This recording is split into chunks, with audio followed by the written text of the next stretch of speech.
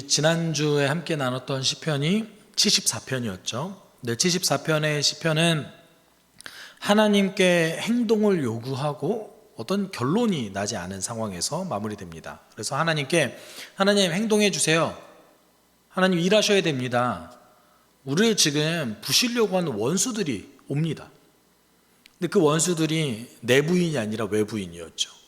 그래서 우리 민족을 파괴하고 성전을 파괴하고 하나님을 만날 수 있는 모든 장소를 파괴하려고 하는 저 적들이 우리를 지금 없애려고 합니다 라면서 하나님께 요청하는 기도를 드리게 됩니다, 시인은. 그리고 75편은 74편의 답이라고 보시면 됩니다. 이제 그렇게 연결되어져 있는 거예요. 그래서 74편에서는 하나님께 요청하는 것, 하나님이 어떻게 일하셔야 됩니다, 하나님 일하십시오 라고 요청하는 기도고, 75편은 74편과 연결되어서 그것에 대한 답인 거죠.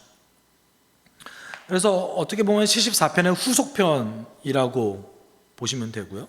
그리고 이제 그 시작 자체를 하나님의 위대한 행적에 대한 감사하는 것으로 시를 시작합니다. 1절에 그래서 처음부터 감사를 드려요. 하나님, 우리가 주님께 감사하고도 감사합니다. 주님의 이름을 부르는 이들이 주님께서 이루신 그 놀라운 일들을 전파합니다. 여러분 잘 생각해 보시면 구약에서부터 신약까지 모두 다 그 모든 역사 가운데 하나님이 특별하게 개입하십니다. 사실은 아주 특별하게 개입하시는 일들이 벌어져요. 근데 그렇게 특별하게 개입할 때에 반드시 하나님의 원칙이 하나 있는데, 그것은 무엇이냐면 하나님의 사람을 불러서 개입하십니다. 갑자기 뜬금없이 확 일을 일으키시고 이러지 않으세요. 그러니까 하나님이 일을 하실 때는 반드시 그 일을 하시기 전에 어떤 현상들이 등장한다는 거예요. 예를 들어서 하나님의 사람이 등장한다든지 선지자가 등장한다든지, 또는 심판하시기 위해서는 누군가에 의한 경고가 있다든지, 이런 일들 준비 과정이 있다는 거예요. 그런데 그렇게 하나님께 쓰임받았던 하나님의 사람들, 우리도 마찬가지죠. 우리도 하나님께 쓰임받고 있죠. 여러분 어떠십니까? 여러분 스스로를 평가하시기에 난 좀 위대한 것 같아. 난 좀 대단해. 나에게 하셨던 하나님의 일이 대단한 게 아니라 내가 좀 대단한 것 같아 라고 혹시 판단하시는 분 계십니까? 난 좀 대단해. 내가 하면 모든 게 다 되고. 어떠세요? 그러지 않죠. 네. 하나님이 하시는 일에 놀라운 어떤 일들이 벌어지죠. 근데 우리는 어떤 원칙을 좀 발견해야 되는데, 어떤 원칙을 발견해야 되냐면 하나님이 하시는 일은 평범한 사람들을 불러서 비범하게 일하십니다. 그러니까 모든 하나님의 일은 평범한 사람들을 불러요. 아주 연약한 사람들을 불러요. 아브라함이 대단했습니까? 아브라함의 모습을 봤을 때 그 사람의 비범함, 나중에 가서 비범하게 되어지죠. 그렇지만 그 사람이 처음이 성장하기 전에 그 모습을 봤을 때는 전혀 비범해 보이지 않습니다. 항상 무서워하고 두려워하고 하나님을 의심하는 일들이 벌어집니다. 그리고 이스라엘 12지파의 뿌리가 되었던 야곱을 한번 보십시오. 야곱은 끝까지 그 자신의 성품을 꺾지 않는 인생을 살아갑니다. 야곱이 욕심을 내어서 자신의 형의 장자권을 훔치죠. 그런데 그 장자권을 훔친 그 다음에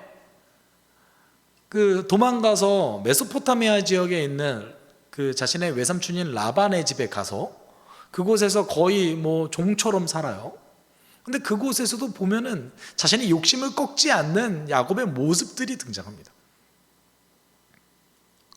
요셉은 어땠나요? 요셉은 아버지의 사랑을 듬뿍 받아서 형들의 모든 잘못을 아버지한테 가서 고자질하죠.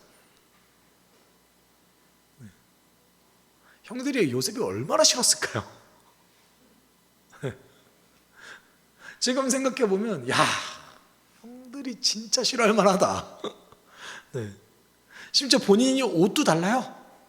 11번째 아들인데 채색 옷을 입었다고 얘기하지만 사실 그게 아마 장자권을 상징하는 옷이었을 겁니다. 그러면 그 장자였던 르우벤 입장에서는 쟤 뭐야?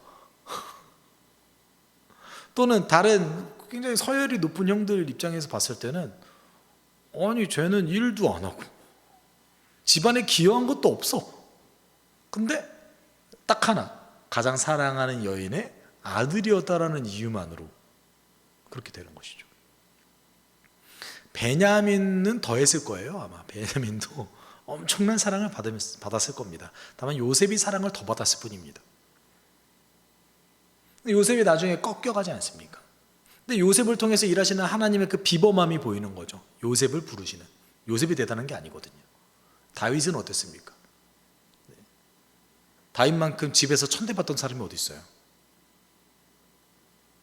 그렇죠? 선지자도 고향에서는 천대받는데 제가 동부교회에서 사역을 안 하게 참 다행이에요. 제가 가서 사역을 했으면 얼마나 천대받았을까요? 네.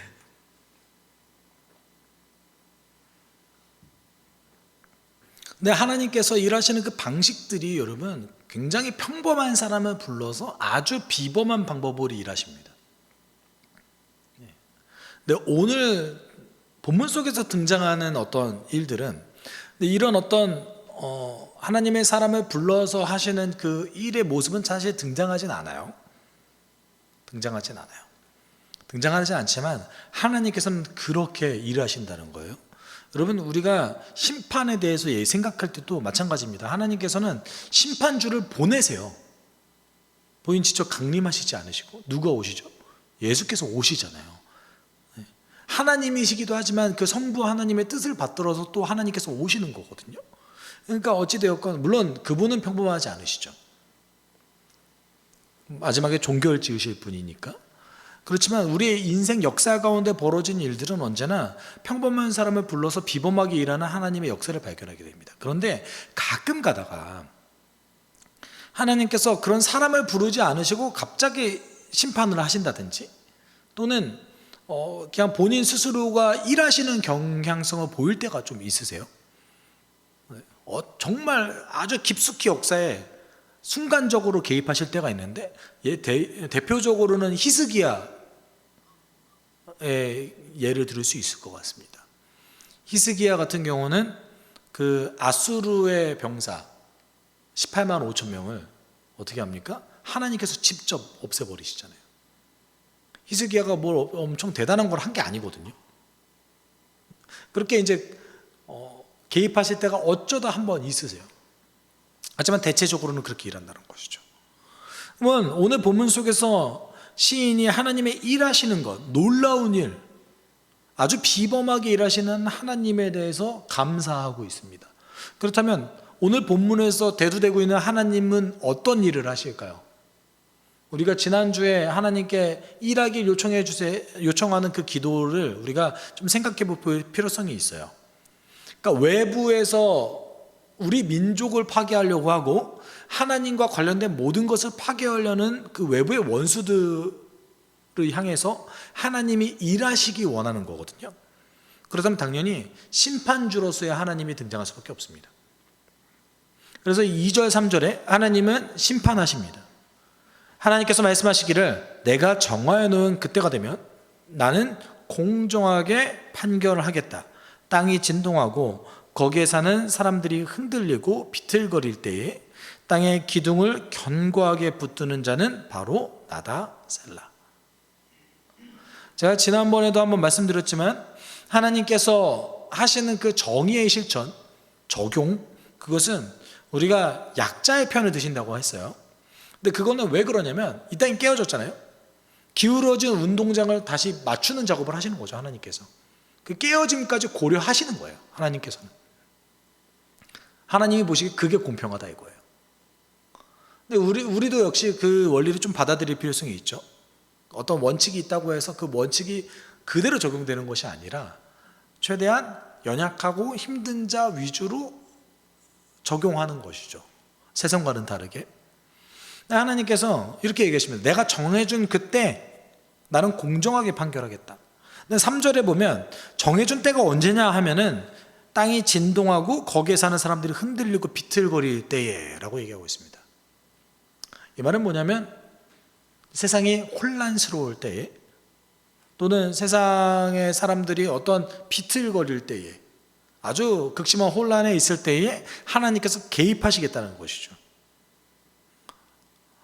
사실은 우리가 성경에 나오는 하나님에 대한 지식을 두 가지로 좀 나눈다면, 우리를 구원하시는 하나님에 대한 지식과 세상을 창조하신 하나님에 대한 지식으로 나눌 수 있어요.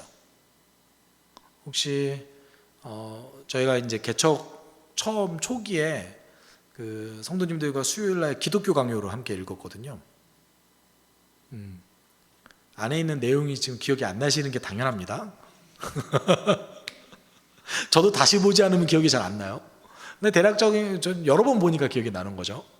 근데 이제 칼빈의 기독교 강요에 보면 하나님에 대한 지식과 인간을 향한 지식, 이 두 개 나누는데, 하나님에 대한 지식은 두 가지로 나눠져 있죠. 하나는 창조주 하나님에 대한 지식, 구속주 하나님에 대한 지식, 이렇게 두 가지로 나눠져 있습니다.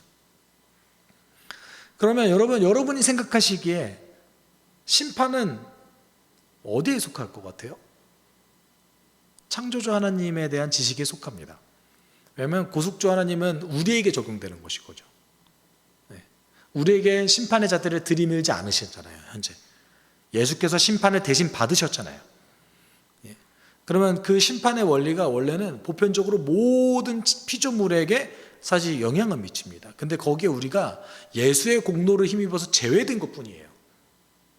문제는 물론 우리가 정말로 심판 받을 자인지 안 받을 자인지는 최종에 가서 알겠죠. 우리는 잘 몰라요, 사실은. 다만 오늘만 알 뿐인 거죠. 오늘 내가 하나님 붙들고 있는가 없는가. 사실 그래서 신약 성경은 항상 오늘의 관점으로 해석하고 있잖아요. 근데 오늘 시편에서 이 창조주 하나님께서 세상을 심판하신대요. 그리고 그게 당신의 일이시래요. 그럼 제가 아까도 말씀드렸어요. 하나님께서는 일하시기 전에 반드시 뭘 하신다고요? 예비하셔요. 경고를 하시거나 그 일에 대한 준비를 하십니다. 예를 들어 보면 하나님께서 출애굽기 20장에 강림하세요. 근데 강림하시기 전에 어떤 일이 벌어지죠? 계명을 주세요. 그러니까 하나님의 존재를 이스라엘 백성 가운데 보여주시기 전에 뭘 보여주신 거예요? 나에게 합당한 자가 어떤 자인가 기준을 알려주신 거죠. 나에게 나올 수 있는 자가 어떤 자인가 기준을 알려주신 거죠. 십계명을 통해서 하나님의 성품을 알려주셨죠.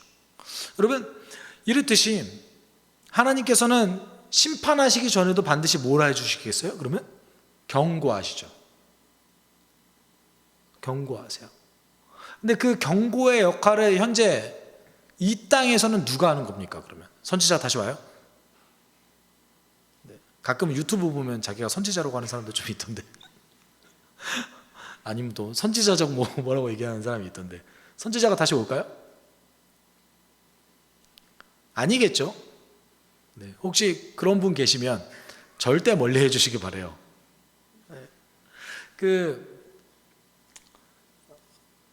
제가 한국어 제목을 좀 까먹었는데 선지자적 상상력이라는 책이 있어요.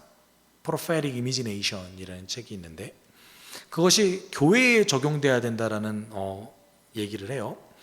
그것이 뭐냐면 심판을 알려야 된다 이거예요. 또 한 가지는 우리가 심판을 알려야 될 의무를 가진 자라는 거예요. 이 땅의 깨어짐, 그리고 깨어짐을 통해서 우리가 반드시 겪을 수밖에 없는 현재적인 심판들. 여러분, 모든 인간은 사실 뭔가에 의존하면서 살 수밖에 없지 않아요? 여러분, 가만히 계셨을 때, 자는 거 빼놓고 그냥 가만히 계실 때 언제까지 멍 때리고 계실 수 있어요? 보통은 뭘 하지 않으세요? 뭐 하세요? 드라마 보시거나 뭔가를 하죠. 우리가 뭔가를 의존하면서 살아갑니다. 세상의 모든 사람들은 뭔가에 의존해요. 그것이 즐거움이 될 수 있고 그것이 재물이 될 수도 있습니다. 그것이 관계가 될 수도 있어요. 또 그것이 하나님이 될 수도 있습니다. 뭔가에 의존하죠. 그런데 하나님의 법칙에서 벗어나게 지나치게 의존한다면, 우리가 하나님을 의존하지 않고 지나치게 뭔가를 더 다른 거를 의존하면서 살아간다면 우리의 삶은 망가질 수밖에 없어요. 어떤 한 부분이 망가집니다. 관계를 지나치게 의존한다든지, 돈을 지나치게 의존한다든지, 즐거움을 지나치게 의존했을 때에 그것이 우리 가운데 문제를 발생시키죠. 그런 일들이 벌어지거든요. 근데 이런 어떤 삶의 현재적 심판을 우리가 알릴 의무를 가진 자들인 거예요. 근데 그러면 여러분 어떻게 알리실 거예요?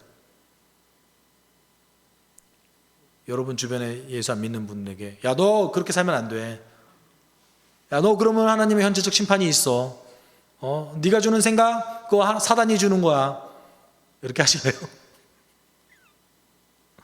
모범을 보이는 거죠. 네. 모범을 보이는 거죠. 그리고 혹시 하나님의 현재적 심판 때문에 괴로워하는 분이 계시다면 그분 옆에 계시면서 나는 이렇게 살고 있다는 걸 보여주셔야 되는 거죠. 당연히 이게 더 어렵지 않아요? 여러분 자녀를 기르실 때 혼내는 게 쉽습니까? 격려하는 게 쉽습니까? 제가 오늘도 차에서 막 화내가지고 반성하면서 왔거든요. 혼내는 게 쉬워요. 저는 그래요. 괜히 윽박 지르고 막 감정 다 내비치고. 더 어려운 길은 함께하고 격려하고 그 사람 변화될 때까지 기다려주는 게 훨씬 어렵잖아요. 정말 어려운 것 같아요.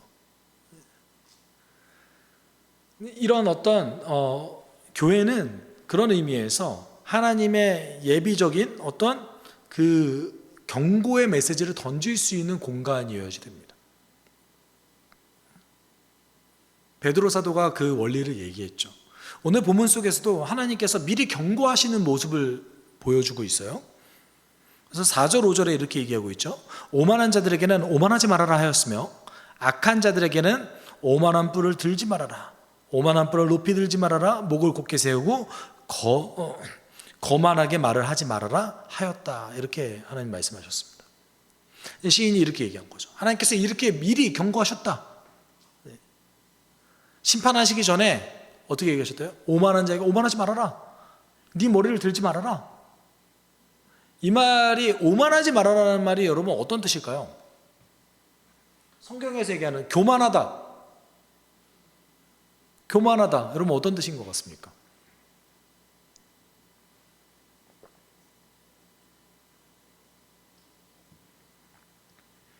교만하다.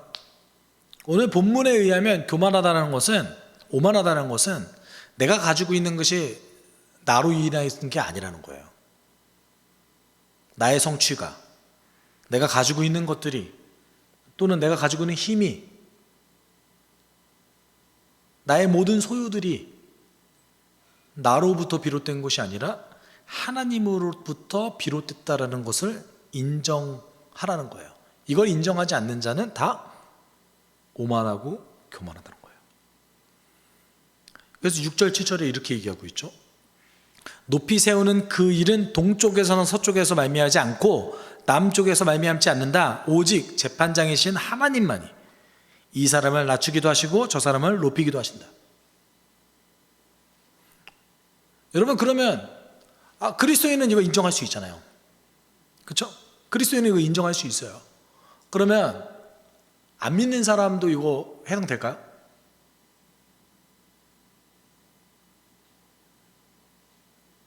안 믿는 사람은 본인 노력으로 재산 얻는 거 아닙니까? 그럼 그거는 누구 거예요? 그 사람이 얻는 모든 것은 누구 겁니까? 그 사람의 목숨 생명은 원래 누구 거였습니까? 그 사람이 인정하지 않는 것 뿐인 거지 다 하나님 거예요. 인정하지 않는 것 뿐이에요. 그러니까 그 인정하지 않는 것을 오만하다고 여기는 거죠, 하나님께서는.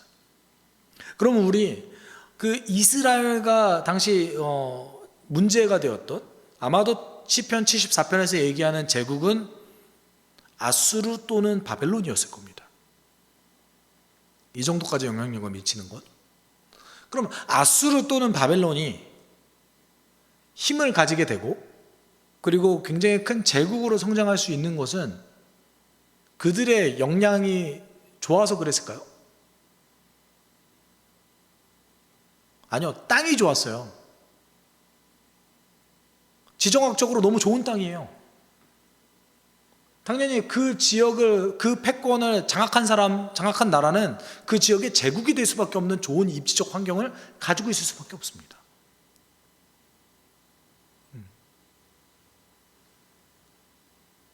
그럴 수밖에 없는 것이죠.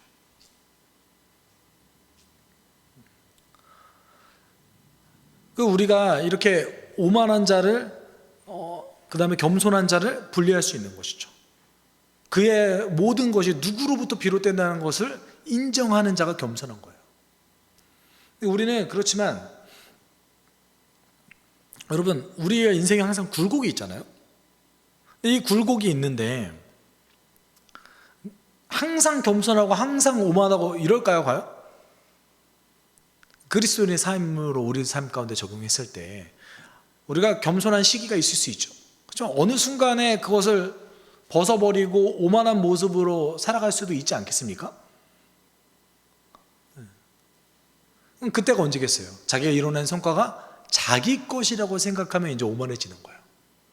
성경에 그런 대표적인 인물이 몇 명 등장하는데, 예를 들어서 다윗이 등장했고, 그다음에 다윗 이후에 그것을 아주 잘 보여주는 인물이 하나 더 등장하는데, 제국과 관련된 사람이라면 히스기야입니다. 히스기야가 하나님의 도움으로 아수르 군대를 물리쳐요. 본인이 절대 할 수 없는 걸 하죠.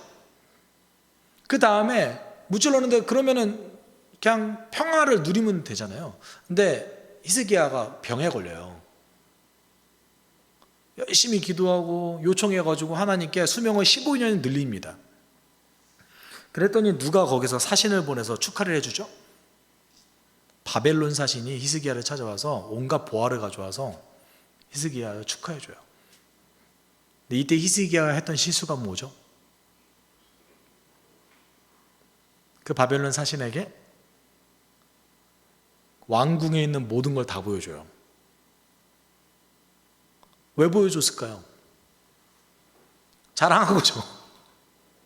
자랑한 거예요.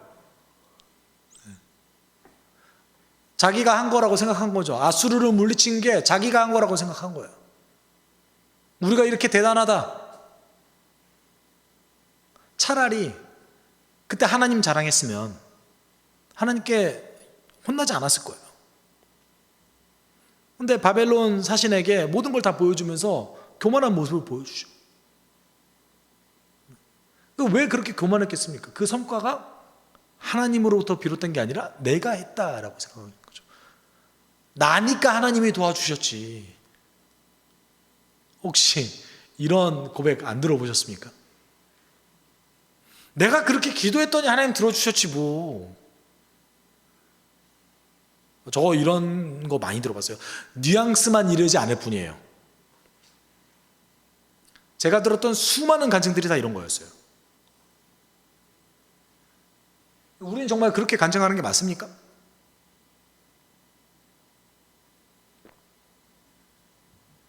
내가 불쌍해서 하나님 도와주신 거예요.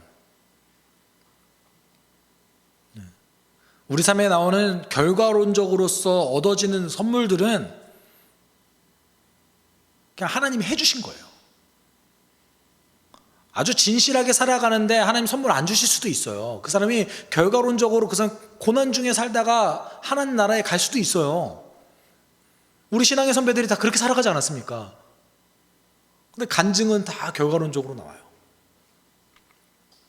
물론 안 그런 간증도 들어봅니다. 그렇지만 적어도 결과론적으로 보여지는 간증들은 저는 이런 오만한 모습을 보여줘요. 아마 히스기야가 그랬을 겁니다. 여러분, 그 바벨론이 원래 그 당시만 해도 아수르의 속국이었어요. 그 지역 패권을 아수르가 전체 다 장악하고 있고, 바벨론은 조그마한 속국이었지만 아무리 조금해도 남유다랑은 게임이 안 됐어요. 남유다보다는 훨씬 큰 나라였어요. 속국이라 할지라도. 그래서 어떻게 하면 아수르 손에서 벗어나서 그 지역 패권을 장악할 수 있을까 고민하는 바벨론에게 히스기야가 뭘 보여준 거예요? 자기네 재정 상황을 다 오픈한 거예요. 그러니까 나중에 바벨론이 아수르 제국을 전체 다 장악한 다음에 남유다들을 쳐들어가는 것에 대해서 절대 고민하지 않습니다. 그냥 가요. 히스기야가 그 영향을 미친 거죠.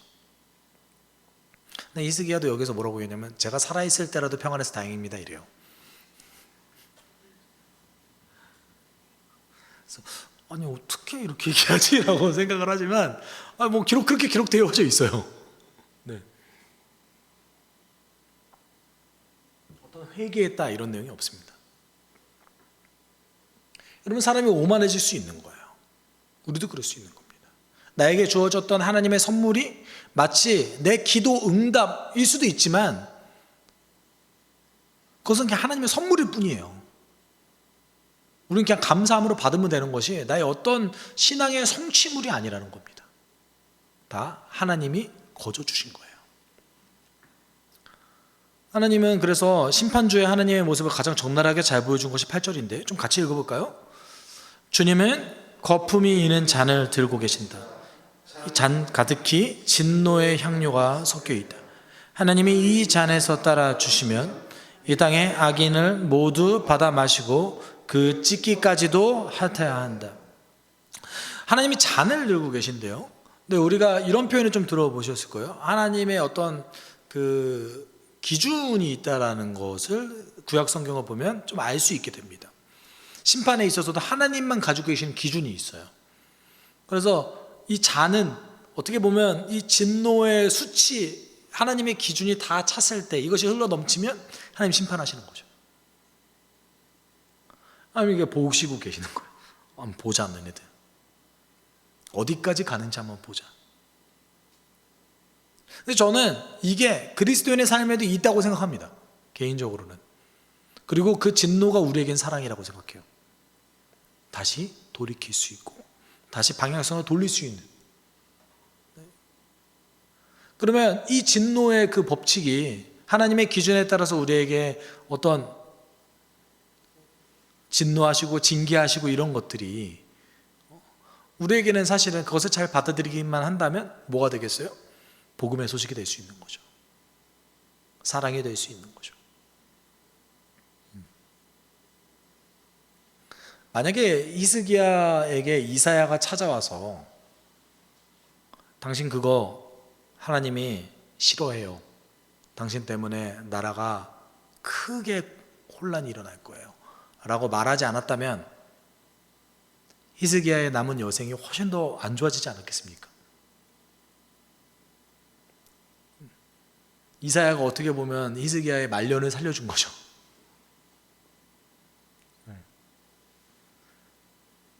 근데 그럼에도 불구하고 우리는 히스기야의 아들이 므낫세라는 걸 좀 기억할 필요성이 있어요. 여러분, 하나님께서는 당신만의 기준을 가지고 계십니다. 근데 만약에 우리가 그 기준을 넘어서서 하나님의 징계를 받아들이지 않는다면 어떻게 될까요?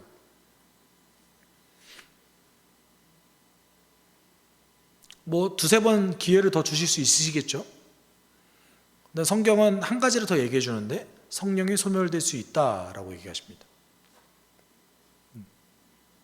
저는 모르겠습니다. 뭐 칼빈주의 내에서 그것이 어떻게 받아들이는지 아직 깊이 연구해 보진 않았습니다. 다만 말씀 있는 그대로를 우리가 전한다면 성령이 소멸될 수 있다라고 얘기하는 것이죠. 그리고 제가 알고 있는 성도의 견해는 결과론적인 것입니다. 여러분, 그렇다면 하나님은 어떤 자에게 복을 내리시고 어떤 자를 위해서 일하십니까? 어떤 자를 기뻐하십니까? 그리고 어떤 자를 의인이라고 여기십니까? 10절에 보면 이렇게 얘기하고 있어요. 주님은 악인의 오만한 뿔을 모두 꺾어 부수시고 의인의 자랑스러운 뿔은 높이 들어 올리실 것이다. 여기서 얘기하는 의인 그리고 오만한 자 둘을 대조해서 비교하고 있습니다. 아까도 얘기했듯이 의인은 어떤 자입니까? 우리의 것이 누구의 것이란 걸 인정하는 자? 하나님의 것이라는 것을 인정하는 자. 이거를 성경은 겸손한 자라고 표현하고 있죠. 우리가 가지고 있는 것 다 하나님으로부터 비롯됐습니다. 우리는 그거를 믿음으로 받아들이는 자예요. 받아들이는 거 내가 해야 돼요. 우리는 그것을 받아들이는 자입니다. 그것을 믿음으로 수납해서 하나님 앞에 항상 겸손한 모습을 유지해야 되는 의무를 가지고 있는 사람들입니다. 여러분, 혹시 저는 여러분이 참 삶의 현장에서 많은 고생을 하실 거라고 생각합니다. 돈을 벌기 위해서 얼마나 수고하고 애쓰십니까? 자녀를 기르기 위해서, 인생의 삶을 개척하기 위해서 얼마나 수고하고 애쓰십니까? 그렇죠. 근데 여러분, 그 모든 것도 하나님의 선물이라는 인식이 우리에게 필요합니다. 여러분의 삶의 현장도 하나님의 선물일 수 있습니다. 물론 여러분에게 고통을 주는 것까지 다 하나님의 선물이라고 볼 수는 없어요. 다만 오늘 하루를 살게 하신 하나님의 은혜를 체험하라는 겁니다. 내가 하는 그 돈을 버는 거 열심히 노력하시죠. 근데 그 노력하기 위한 건강한 육체를 주시는 것, 내가 오늘의 하루의 삶을 포기하지 않고 살아갈 수 있게 내 의지를 이끌어 주시는 것, 어려움 중에도 하나님 잡을 수 있게 도와주시는 그 마음, 견딜 수 있게 하시는 그 마음. 여러분, 그 하나님을 붙잡고 계시길 소망합니다. 우리가 빌립보서에서 그렇게 얘기하죠. 모든 일에 염려하지 말고 감사의 간구를 드리라고 얘기합니다. 그 다음에 뭘 주시겠다고 얘기해요? 내 생각과 마음을 지킬 수 있대요. 선물을 주시겠다고 얘기하지 않습니다. 내가 걱정 없이 염려하지 않고 하나님께 내 마음을 쏟아 부었을 때에, 내가 간구를 올려드렸을 때에 하나님께서 우리에게 주시는 유일한 선물은 내 마음을 지킬 수 있게 도와주신다고 얘기하십니다. 여러분, 오늘 시편 본문에 의하면 어떤 마음입니까? 이 모든 거 하나님 주신 게 맞습니다. 내 삶도 하나님 겁니다 라는 마음을 하나님께서 우리에게 지킬 수 있게 도와주실 거라 믿습니다. 여러분, 함께 기도할 때 하나님, 내 삶을 인도해 주십시오. 당신이 내 삶의 주인입니다.